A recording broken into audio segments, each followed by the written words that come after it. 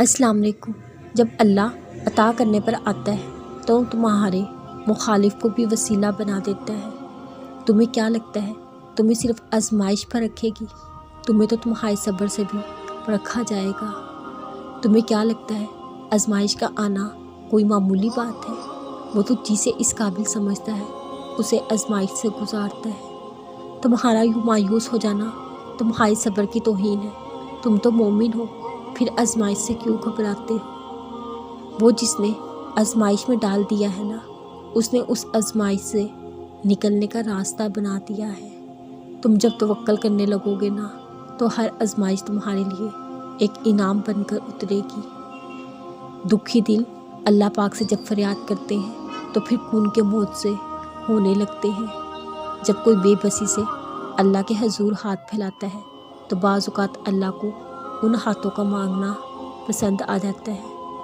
تبھی تو وہ تخیر کرتا ہے تمہاری دعاؤں کی قبولیت میں۔ وہ چاہتا ہے میرا بندہ مجھ سے مانگے، اس لیے دعا کی قبولیت کا یقین کبھی نہیں چھوڑنا چاہیے۔ ہر دیر کے پیچھے خیر ہوتی ہے۔ اللہ کے خوف سے بہتا ہوا ایک آنسو بھی سمندر کی مانند ہوتا ہے، جو تمہارے گناہوں کو ایسے دھو دیتا ہے جیسے تم نے کبھی کوئی گناہ کیے ہی نہ تھے۔ جب بندہ تہجد میں آنسو بہاتا ہے، اللہ پاک اس کی مانگی ہر دعا پر کون فرما دیتا ہے۔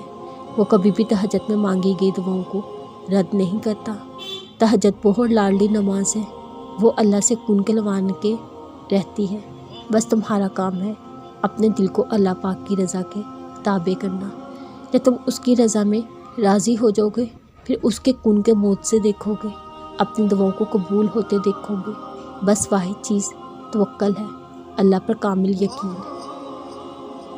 مصیبت کے آنے پر تم پریشان ہوگے نا تو کیا تم نے قصہ یونس نہیں سنا؟ ان کا اللہ پر توکل اگر انہیں مچھلی کے پیٹ سے باہر لا سکتا ہے، پھر کیسے ممکن ہے اللہ تمہیں پریشانی سے باہر نہ لائے؟ کسی اپنے کی جدائی کے غم میں نڈھال ہو گئے ہو نا، کیا تم نے قصہ یوسف علیہ السلام نہیں سنا؟ کیسے حضرت یعقوب علیہ السلام جدائی حضرت یوسف علیہ السلام کے غم میں کھو بیٹھے تھے۔ اللہ پاک انہیں بھی صبر کے پھل سے نوازا تھا، پھر کیسے ممکن ہے وہ تمہیں خالی ہاتھ چھوڑتے؟ غرور ٹوٹ گیا مگر کوئی مرتبہ نہ ملا، ستم کے بعد بھی کچھ حاصل جفا نہ ملا، سین ملا شکست یہ ہے پھر جھکا ہوا نہ ملا۔ اگر سجدے کے بغیر روح کو سکون نہ ملتا تو اللہ کبھی بھی اسے فرض قرار نہ دیتا۔